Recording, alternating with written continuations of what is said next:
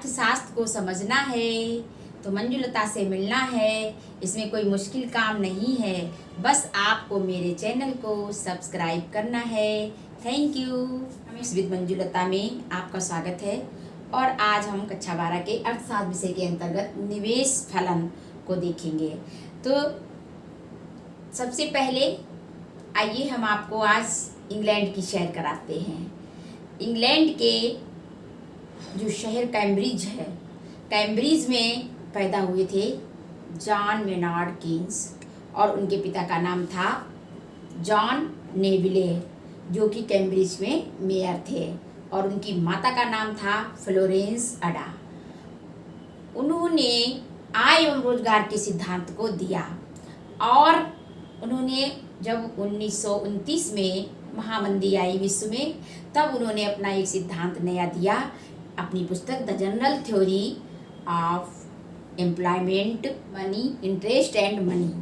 इसमें उन्होंने अपने विचार को प्रस्तुत किया 1936 में, और जो कि आर्थिक जगत में एक इतिहास बन गया और उसको कीन्स क्रांति के नाम से जाना गया। जॉन मेनार्ड कीन्स, जो कि जिन्होंने आय एवं रोजगार का सिद्धांत दिया, जिसके अंतर्गत हम पिछले कई वीडियो में उनका अध्ययन कर रहे हैं और आज हम करीबन लास्ट में पहुंचने वाले हैं। थोड़ा सा और रह गया है।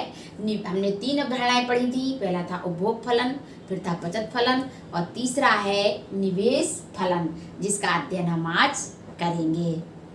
तो आइए हम इसका अध्ययन कर लेते हैं। निवेश फलन को जानने से पहले हम जान लेते हैं निवेश के अर्थ को। ठीक है, तो निवेश का अर्थ क्या है? सामान्यतः देश के संपूर्ण उत्पादन का उपभोग नहीं किया जाता, बल्कि उत्पादन के एक भाग को और अधिक उत्पादन के लिए उत्पादन क्रियाओं में शामिल किया जाता है। पूंजी स्टॉक में होने वाले परिवर्तन को ही निवेश या पूंजी निर्माण कहा जाता है। अब इसको हम कैसे दिखाएंगे? यानी जो आई है हमारा, ये इन्वेस्टमेंट है और ये इज इक्वल है डेल्टा के। कैसे डेल्टा के क्या है? डेल्टा का मतलब होता है चेंज। क्या होता है? चेंज। और के का मतलब होता है कैपिटल यानी पूंजी। ठीक है, पूंजी होता है। तो ये हुआ पूंजी। अब देखिए इसमें 2 शब्द आए हैं, निवेश या पूंजी निर्माण। लेकिन पूंजी निर्माण और निवेश में भी अंतर है। देखिए पूंजी निर्माण क्या है? जैसे कि मान लीजिए किसी व्यक्ति के पास पैसा ज्यादा हो गया, उसने अपना उपभोग ना करके, जैसे मैंने आपको बताया कि Y बराबर क्या होता है C+S, यानी ये तो कंजप्शन है और ये सेविंग है। तो ये अगर उसने मान लीजिए मेरे पास 100 रुपए है और उसने उसमें से 60 रुपए खर्च कर लिए, तो उसके पास कितने बचे? 40 यानी 40 बचे, जो ये बचत कहलाएगी। अब बचत को उसको उत्पादन कार्यों में लगाने के लिए उसको निवेश करना पड़ेगा। यदि वो निवेश करता है तो वो ज़्यादा फायदा रहेगा, क्योंकि बचत को क्या करेगा? आखिर वो निवेश ही करेगा ना, या तो वो बैंक में रखेगा या वो शेयर खरीदेगा। अब जैसे मान लीजिए उसने इस पैसे से उसने जमीन खरीद ली, तो क्या होगा? ये तो पूंजी निर्माण होगा, लेकिन उस जमीन पे वो कारखाना लगाए, कोई फैक्ट्री लगाए, कृषि कार्य करे, जिससे और वस्तुओं का उत्पादन हो और सेवाओं का उत्पादन हो, तो वो कहलाएगा निवेश, इन्वेस्टमेंट। तो ये यहाँ तक आप लोग बिल्कुल समझ गए होंगे। क्लियर? ओके। अब है निवेश फलन का अर्थ। अब देखिए निवेश फलन का अर्थ क्या है? निवेश फलन का अर्थ है निवेश और आय के मध्य पाए जाने वाले फलनात्मक संबंध को ही निवेश कहते हैं। अब निवेश और आय के मध्य धनात्मक संबंध होता है। अब आप कहेंगे कि बुक में तो हमने स्तर पढ़ा था, इसमें धनात्मक कैसे हो गया? धनात्मक का मतलब होता है आय बढ़े एक ही दिशा में तो निवेश भी बढ़े एक ही दिशा में, और अगर आय घटे तो ये भी घटे, निवेश भी घटे, तो ये कहलाता है धनात्मक संबंध। अब देखिए धनात्मक संबंध होता है, इसको हम आगे और भी बताएंगे कि कैसे हम जब हम राष्ट्रीय आय का विश्लेषण करते हैं या समग्र मांग और समग्र पूर्ति का विश्लेषण करते हैं, तो हम आपको बताएंगे कि हम क्या चीज़ पढ़ते हैं इसमें। निवेश फलन क्या है? देखिए निवेश फलन क्या है? यानी निवेश क्या है? 2 चरों के मध्य जो संबंध दर्शाता है वो कहलाता है निवेश फलन। यानी कोई भी फलन जो निवेश और आय के मध्य संबंध बताएगा या दर्शाएगा, उसको क्या कहेंगे, उसे निवेश फलन कहेंगे। निवेश फलन क्या है, आई, ये तो आई इन्वेस्टमेंट हो गया, ये है आई, और इसका क्या मतलब होता है, यानी आई बराबर आई बार, ठीक है, आई बार प्लस क्या हुआ, स्मॉल आई बाई, ये क्या हुआ, ये तो निवेश और ये हुआ प्रेरित निवेश। देखिए इसको हम अभी और विस्तार से आपको बताएंगे, जब हम आपको इसके निवेश के प्रकार बताएंगे, तब हम आपको बताएंगे कि कैसे आई बार क्या होता है और प्लस स्मॉल आई बाई क्या होता है, ये मैं आपको अभी बताती हूँ। और आप तब तक आप इसको उतार लीजिए अच्छी से अपनी कॉपी पे, अपने नोट्स को तैयार रखिएगा। आई क्या है आप लोग समझ ही गए होंगे, इन्वेस्ट है, और आई बार क्या है, ये स्वायत्त निवेश है और ये प्रेरित निवेश है, और ये आई क्या है, ये इन्वेस्टमेंट यानी खाली निवेश है, ये निवेश है, ये स्वायत्त निवेश है आई बार, और प्लस स्मॉल आई बाई ये प्रेरित निवेश है। तो आप लोग बिल्कुल समझ गए होंगे, यानी दो चरों के मध्य जो फलनात्मक संबंध को बताता है, यानी निवेश और आय दो चर हो गए, इनके चरों के बीच फलनात्मक संबंध को जो बताता है उसे ही निवेश कहते हैं। यानी कैसे कहते हैं इसको, जैसे कि आय और निवेश दोनों में ही फलनात्मक संबंध को बताता है। तो कहते हैं जैसे आय का क्या भाग होता है, जो उपभोग ना करके बचत होती है, बचत के उसी बचत को हम जब निवेश करते हैं या कहीं इन्वेस्ट कर देते हैं तब वो कहलाता है निवेश फलन। यानी क्या है, आई क्या है, आई बराबर इज इक्वल बाई माइनस सी, हम आय में से कंजप्शन को हटा देते हैं तो हमें इन्वेस्ट मिल जाता है। यानी बचत और इन्वेस्ट, इसको हम बचत फलन में पढ़ा था और हमने तीनों में पढ़ा था। जैसे कि हम मान लीजिए उपभोग फलन, निवेश फलन क्या है, आई बराबर आई बार प्लस स्मॉल आई बाई, और आपका उपभोग फलन क्या है, उपभोग फलन देख लीजिए, ये तीनों फलन आपको बताए दे रहे हैं, उपभोग फलन, बचत फलन। अब उपभोग फलन से हमने बचत फलन को बनाया था, निरूपण किया था पिछले वीडियो में, तो वो आप हमारे चैनल पर जाइए और हमारे पिछले वीडियो को बहुत ध्यान से देखिए, तो आपको बिल्कुल समझ में आ जाएगा जो ये तीन अवधारणाएं हैं ये कौन कौन सी हैं, ठीक है। तो उपभोग फलन क्या है, यानी हमारा ए बार प्लस क्या था, बी वाई क्या था, ये एमपीसी था ना, स्मॉल बी से इसको प्रकट करते हैं, तो ये था हमारा उपभोग फलन। और बचत फलन क्या था, यानी minus S bar plus small S by, ठीक है। तो ये हमने आपको बता दिया है, पूरे तीनों ही फलन हमने आपको बता दिए कैसे ये तीनों फलन निकले हैं। अब आप इनको अच्छे से लिख लीजिए अपनी कॉपी पे और समझ लीजिए अच्छी तरीके से। यदि समझ में एक बार में नहीं आ रहा है तो वीडियो को बार बार रिमाइंड करिए और फिर पुनः इसको बार बार देखिए, इससे आपको अच्छी तरह से ये समझ में आ जाएगा। देखिए हम जान लेते हैं कि निवेश फलन कितने प्रकार का होता है। निवेश फलन दो प्रकार का होता है, पहला होता है स्वायत्त निवेश ऑटोनोमस इन्वेस्टमेंट, और दूसरा होता है प्रेरित निवेश इंडस्ड इन्वेस्टमेंट। देखिए स्वायत्त निवेश जो होता है वो स्वतंत्र निवेश होता है, स्वतंत्र निवेश या स्वतंत्र विनियोग उसे कहते हैं, और उसे स्वचालित निवेश भी उसे कहते हैं। देखिए जैसे कि कैसे, अब देखिए स्वतंत्र जो विनियोग होता है का निर्धारण स्वतंत्र आर्थिक शक्तियों द्वारा होता है, और इस विनियोग पर उपभोग स्तर, ब्याज दर, लाभ, कीमत स्तर आदि का कोई प्रभाव नहीं पड़ता है। स्वायत्त निवेश राष्ट्रीय आय से स्वतंत्र होता है, चाहे राष्ट्रीय आय बढ़े और चाहे राष्ट्रीय आय घटे, इस पर कोई भी प्रभाव नहीं पड़ेगा। जैसे स्वायत्त उपभोग होता है वो तो होगा ही होगा, चाहे आय शून्य हो जाए, इसी तरीके से स्वायत्त निवेश भी होता है। ये जो राष्ट्रीय आय होती है इसका इस पर कोई भी प्रभाव नहीं पड़ता है, चाहे राष्ट्रीय आय शून्य हो जाए, चाहे राष्ट्रीय आय बहुत बढ़ जाए, लेकिन इस पर कोई भी इसका प्रभाव नहीं पड़ता है। राष्ट्रीय आय का कोई भी प्रभाव इस पर नहीं पड़ता है। इस पर प्रभाव उसका पड़ता है जैसे जनसंख्या, जो जिससे प्रभावित होता है अन्य तत्व होते हैं, जैसे जनसंख्या में परिवर्तन हो जाए, श्रम शक्ति में परिवर्तन हो जाए, आविष्कार हो जाए, आपके नव प्रवर्तन यानी नवाचार हो जाए, मौसम हो, युद्ध हो आदि के कारणों से ये प्रभावित होता है। कौन सा? स्वायत्त निवेश ऑटोनोमस इन्वेस्टमेंट।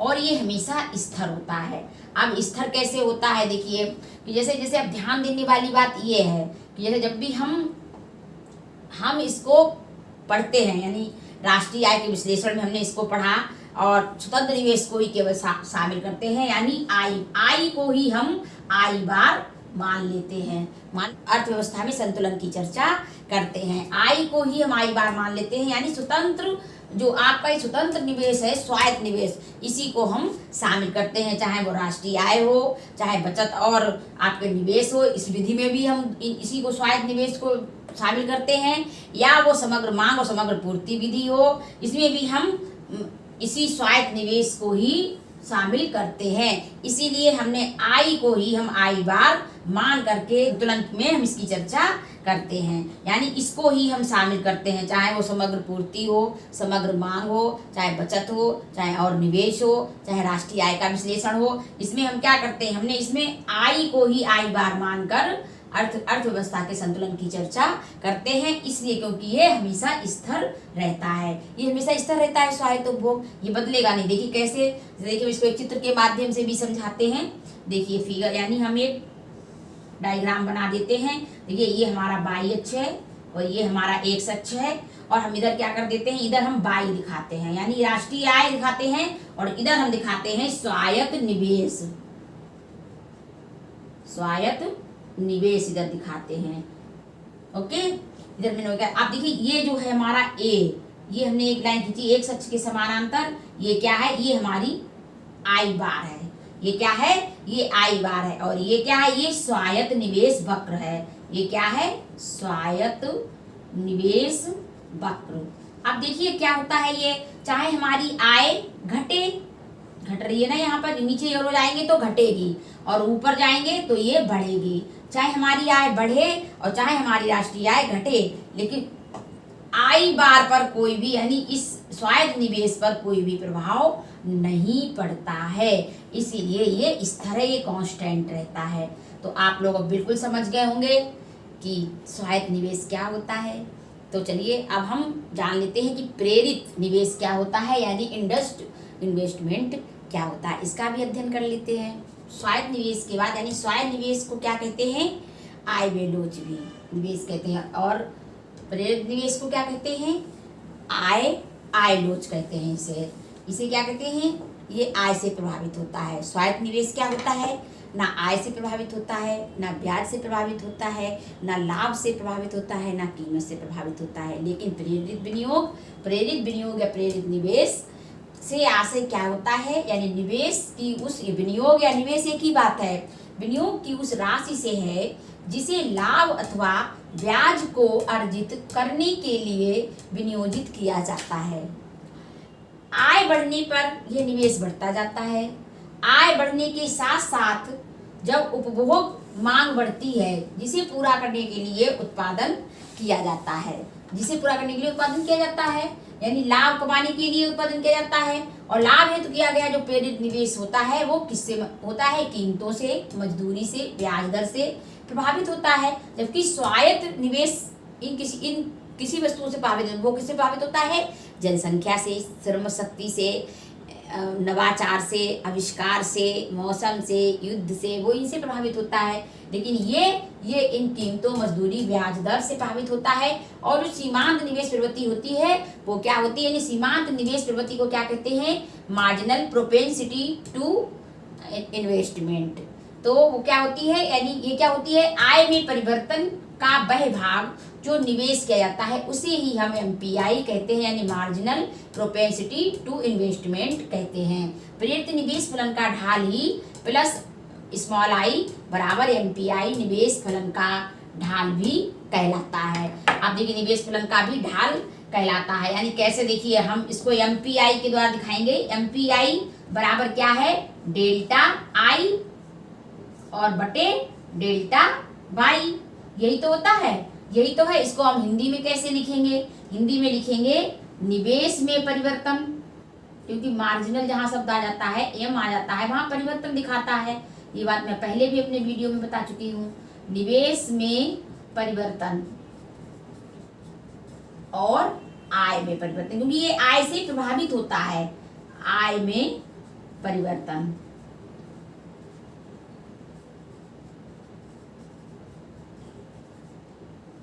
तो ये आपको बिल्कुल समझ में आ गया होगा और आप इसको अपनी कॉपी पे उतार लें अच्छी तरीके से अपनी नोटबुक पे और बहुत अच्छे से इसको समझ लीजिए, क्योंकि अगर आप इसको लिखेंगे नहीं तो आप बिल्कुल भी समझ नहीं पाएंगे इसको। और मैं आपसे फिर भी कहती हूँ कि हम लगातार जब परिश्रम करते रहते हैं, कहते हैं लगातार जो चलते रहते निश्चय मंजिल पाते हैं, और बीच राह में जो बैठ गए वो बैठे ही रह जाते हैं। तो हमें बैठना बिल्कुल भी नहीं है, हमें बढ़ना है, हमें पढ़ना है। तो और क्योंकि पढ़ाई ही सभी दुखों को काटने की दवा है। हम अगर एजुकेटेड होंगे तो हम अपने समस्याओं का समाधान स्वयं कर सकते हैं। तो पढ़ना हमारे लिए बहुत ज़रूरी है और इकोनॉमिक्स तो बहुत ही ज़रूरी है, क्योंकि इकोनॉमिक्स के बिना तो कुछ चलने वाला ही नहीं है। इकोनॉमिक्स का तो महत्व हम इसी बात से समझ लेते हैं कि जिस प्रकार से हमारे शरीर में रीढ़ की हड्डी होती है और अगर रीढ़ की हड्डी काम करना बंद कर दे तो हम चल नहीं सकते, हम केवल रेंगते हैं कीड़े की तरह। उसी तरीके से अगर अर्थशास्त्र इस पूरे संपूर्ण विश्व से हटा लिया जाए तो हमारे देश की नहीं विश्व की भी आर्थिक व्यवस्था जो है वो केवल रेंगेगी। धीमे धीमे इतनी तेजी से जो आर्थिक विकास हो रहा है, जो कल्याणकारी योजनाएं बन रही हैं, जो जन कल्याणकारी योजनाएं बन रही हैं, वो उनका विकास होना संभव नहीं है। तो इसको तो पढ़ना बहुत ही ज़रूरी है। तो अब हमने स्वायत्त निवेश के बारे में पढ़ा, ये आय से प्रभावित नहीं होता है, यानी ये कैसा होता है, ये आय बेलोच होता है, ये है स्वायत्त निवेश। और प्रेरित निवेश ये आय लोच होता है, यानी आय बढ़ने के साथ ये बढ़ता है और आय घटने के साथ ये घटता है। और यदि आय शून्य हो तो ये शून्य भी हो जाता है प्रेरित निवेश, ठीक है ना। इसको हम इस प्रकार से भी समझ सकते हैं कि जैसे देखिए, मान लीजिए हमको कोई काम शुरू करना, मान लीजिए पढ़ाना ही हमको शुरू करना है, तो हम क्या करेंगे, हम आपको पढ़ाने के लिए हम क्या करेंगे, हमें बोर्ड चाहिए, हमें एक ये पेन चाहिए, लग्जर चाहिए एक, और हमें रोशनी भी चाहिए, हमें एक कैमरा भी चाहिए अगर हम ऑनलाइन देते हैं। अगर उसके लिए चाहे बच्चा एक हो, एक भी ना हो, लेकिन हमें अपना काम शुरू करने के लिए इन सब चीज़ों की जरूरत पड़ेगी ना, यही स्वायत्त निवेश है, ऑटोनोमस इन्वेस्टमेंट है। और चाहे लाभ हो या अथवा ना हो, लेकिन हमें शुरुआत करने के लिए इन चीज़ों का सहारा लेना पड़ेगा, क्योंकि हमेशा किसी भी चीज़ की शुरुआत, किसी भी बिजनेस की शुरुआत जीरो से ही होती है, या किसी कार्य की शुरुआत जीरो से होती है। कोई सोचे हम एकदम से बहुत बड़े बन जाएं, बहुत बड़े विद्वान बन जाएं या बहुत अमीर बन जाएं, तो ये संभव नहीं है। तो हमने प्रेरित विनियोग को देखा और हमने स्वायत्त विनियोग को देखा। अब इसको हम आपको एक चित्र के द्वारा हम और समझा देते हैं। आपको चित्र को देखिए कैसे, इसको हम फिगर के द्वारा यानी डायग्राम के द्वारा कैसे समझेंगे। देखिए, ये तो है ये है हमारा वाई अक्ष और ये है हमारा एक्स अक्ष, ठीक है, और ये हमारा जीरो है। देखिए हमेशा जो प्रेरित विनियोग होता है, प्रेरित, ये हमारा इधर प्रेरित आएगा, यानी small I by plus small I by, और इधर आएगी राष्ट्रीय आय।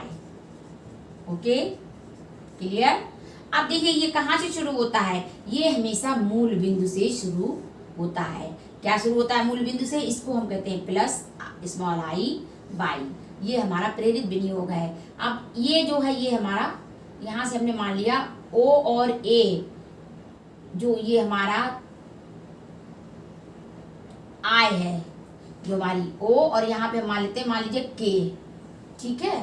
के बिंदु पर विनियोग कितना है, ओ ए, और ये कितनी है, ओ बाई आय पर ओ ए प्रेरित विनियोग है। लेकिन जैसे हमारी आय बढ़ती है यानी बाई बन हो जाती है, वैसे ही हमारा ये बन हो जाता है, ये भी हमारा बढ़ जाता है। यानी ये के है और यहाँ मान लीजिए एम बिंदु रख देते हैं। के और एम बिंदु पर क्या है, ओ, जीरो से ओ और ए वन हमारी प्रेरित विनियोग है, और यहाँ हमारी ओ बाई वन आय है एम बिंदु पर, और के बिंदु पर ओ बाई आय है और ओ ए हमारा प्रेरित विनियोग है। तो इस तरीके से आपने विनियोग देख लिया होगा। क्या है ये प्रेरित, ये क्या है, प्रेरित निवेश वक्र, निवेश वक्र है ये। ओके, समझ में आ गया होगा बिल्कुल भी। निवेश वक्र क्या होता है, निवेश वक्र क्या होता है, निवेश वक्र बराबर क्या होता है, यानी इसमें स्वायत्त निवेश जोड़ेंगे तभी तो ये बनेगा हमारा निवेश वक्र। स्वायत्त निवेश क्या है, आई बार है, आई बार है जिसको हमने आई बार से डिनोट किया है, और प्रेरित निवेश क्या है, प्रेरित निवेश, इन दोनों का प्लस करा जाएगा इसमें, तब ये बनेगा हमारा निवेश वक्र। तो इसको क्या करते हैं, प्लस स्मॉल आई बाई से हम इसको डिनोट करते हैं। अब चलिए हम इसको बना लेते हैं, कैसे इसका भी फिगर हम बना लेते हैं, निवेश वक्र को हम बना लेते हैं। कैसे बनाते हैं, देखिए जो हमारा स्वायत्त निवेश था वो कितना था हमारा, ए हमने माना था, ये माना था ना, यानी आई बार, ठीक है। और जब जहां से हमारा ये स्वायत्त निवेश का शुरू होता है, ये ए से शुरू हो रहा है हमारा ये स्वायत्त निवेश, वहीं से तो हमने यहाँ से बनाया, ये हमारा क्या है, निवेश वक्र, ये पूरा निवेश वक्र है। इसको कैसे दिखाएंगे, निवेश वक्र का मतलब है आई, कैपिटल आई बराबर आई बार प्लस स्मॉल आई बाई, ये हमारा निवेश वक्र है। अब हमने ये जो प्रेरित विनियोग वक्र है, ये हमारा कहाँ से, तो मूल बिंदु से ही चलेगा ना, तो देखिए मूल बिंदु से चल रहा है ये दोनों, ये हमारा क्या है, प्लस स्मॉल आई बाई, ठीक है। और ये हमारा वो है आई बार है, यानी ये हमारा स्वायत्त विनियोग वक्र है, और ये हमारा प्रेरित है, और ये हमारा निवेश वक्र है, क्योंकि इन दोनों का जोड़ ही तो निवेश वक्र कहलाएगा।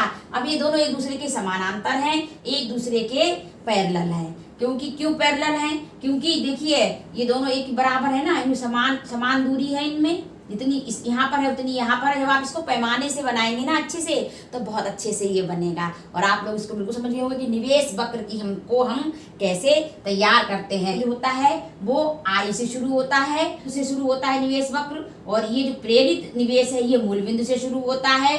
और क्या होता है, ये दोनों एक दूसरे के समानांतर यानी पैरेलल होते हैं। देखिए है पैरेलल है ना, बिल्कुल पैरेलल है, इन दोनों के बीच का जो अंतर है वो समान है।